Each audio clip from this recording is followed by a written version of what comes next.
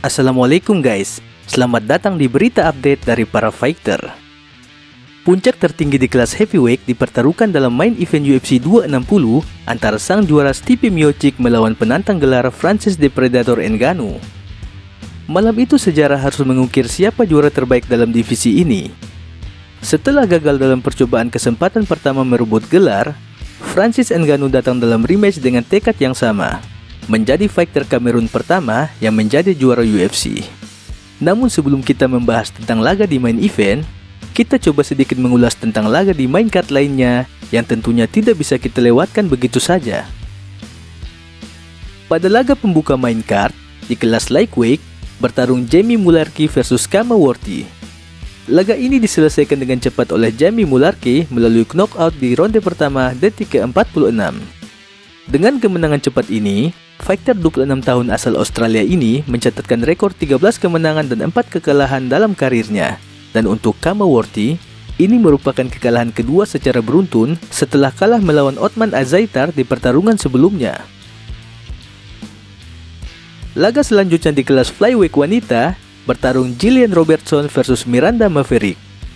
Gillian Robertson merupakan fighter wanita asal Kanada yang datang dalam laga ini dengan rekor 9 kemenangan dan 5 kekalahan. Sedangkan Miranda Maverick merupakan fighter asal Amerika Serikat dengan rekor bertanding 8 kemenangan dan 2 kekalahan.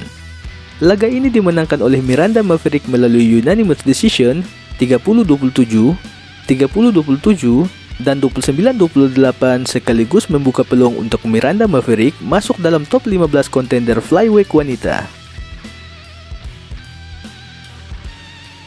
Laga selanjutnya merupakan ajang pembuktian dua fighter di kelas bantamweight antara Sean O'Malley versus Thomas Almeida.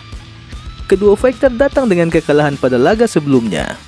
O'Malley kalah dari Marlon Vera di bulan Agustus 2020, sedangkan Thomas Almeida datang dengan 3 kekalahan beruntunnya melawan Jimmy Rivera, Rob Font, dan Jonathan Martinez. Laga ini didominasi oleh Sean O'Malley di sepanjang ronde.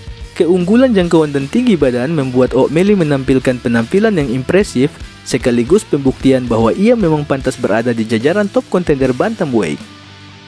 Laga ini dimenangkan oleh Sugar O'Malley dengan knockout di ronde ketiga, dan kemenangan ini membuka peluang buat O'Malley untuk masuk dalam jajaran top 15 kontender bantamweight. Sekarang kita masuk ke co-main event antara Tyron Woodley versus Vicente Luque.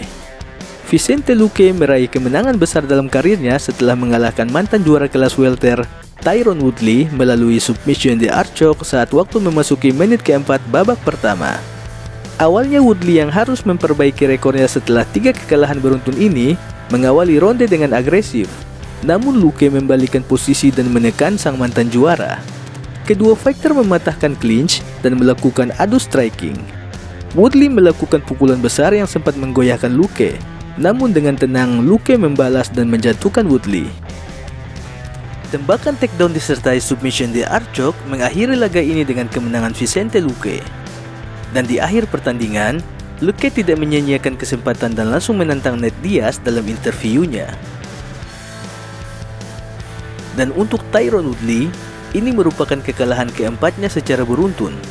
Terakhir kali sang mantan juara meraih kemenangan adalah di tahun 2018 saat mengalahkan Darren Till melalui submission. Dan menurut gua, ini adalah momen yang pas untuk fighter 38 tahun ini untuk pensiun. Lanjut ke main event yang kita tunggu-tunggu. Perebutan gelar divisi heavyweight, Stipe Miocic versus Francis Ngannou. Lebih dari 3 tahun setelah kesempatan pertamanya gagal di tangan Stipe Miocic, Francis Ngannou datang pada laga ini dengan sebuah perbedaan. Hadirnya Kamaru Usman sebagai cornerman diharapkan bisa memperbaiki takedown defense Ngannou yang pada pertemuan pertama merupakan salah satu kelemahannya. Dan benar saja, Ngannou mengawali laga ini dengan sabar. Tidak seperti laga-laga sebelumnya yang langsung melakukan pressure, Ngannou lebih banyak menunggu untuk melakukan serangan. Di awal ronde pertama, Stipe Miocic melakukan tendangan dilanjutkan dengan takedown. Dan secara mengejutkan, Francis Ngannou mengantisipasinya dan bahkan membalikan takedown serta mendaratkan beberapa pukulan besar. Hadirnya Kamaru Usman sedikit banyak mempengaruhi performa dari Ngannou. Ia bisa lebih tenang, lebih rileks dalam melancarkan serangan, dan mengantisipasi takedown dari Stipe Miocic. Stipe memakan beberapa pukulan dari Ngannou dan tetap tenang sambil melemparkan beberapa calf kick ke arah Ngannou. Di ronde kedua, Stipe membuka babak ini dengan sedikit lebih agresif, namun Ngannou yang tampil prima menjatuhkannya dengan pukulan di awal ronde kedua. Dari sini terlihat bahwa selisih 13 kg bobot kedua fighter benar-benar mempengaruhi performa mereka. Power dan takedown defense dari Ngannou menjadi pembeda di malam itu, dan di detik ke-52 ronde kedua, Francis Ngannou mengakhiri laga ini dengan pukulan kiri dilanjutkan hammer fist yang mengantarkannya menjadi juara baru di divisi heavyweight. Dengan kemenangan ini, Francis Ngannou mengawali era baru di divisi heavyweight UFC setelah dikuasai oleh Stipe Miocic dan Daniel Cormier sejak tahun 2016. Ia juga menjadi fighter Afrika ketiga yang menjadi juara di UFC setelah Kamaru Usman dan Israel Adesanya. Dan sang raja baru ini harus bersiap-siap mempertahankan gelarnya melawan para titan seperti Derrick Lewis, Cyril Gane, Alexander Volkov, dan tentunya pendatang baru di divisi ini, Jon Jones. Dan untuk Jon Jones, Papadana sepertinya sedang mempersiapkan laganya untuk menjadi ujian pertama bagi sang juara baru. Tentu kita juga harus berikan respek sebesar-besarnya buat Stipe Miocic yang begitu luar biasa menjaga divisi ini dan menjadi salah satu fighter terbaik sepanjang masa UFC. Ini merupakan kekalahan keduanya dalam mempertahankan gelar, setelah sebelumnya kalah oleh Daniel Cormier di UFC 226. Sepanjang 18 pertarungannya di UFC, Stipe Miocic hanya kalah dari Francis Ngannou, Daniel Cormier, Junior Dos Santos, dan Stephen Struve. Dan kekalahan ini seakan menjadi pertanda bahwa era dari The Baddest Man on the Planet sepertinya telah berakhir, tergantikan dengan era baru yang dibawa oleh Francis Ngannou. Itu dia berita update UFC 260 dari para fighter. Pembahasan main event secara lengkap akan gua buat di video fight recap selanjutnya. Jangan lupa like dan subscribe ya guys. Assalamualaikum.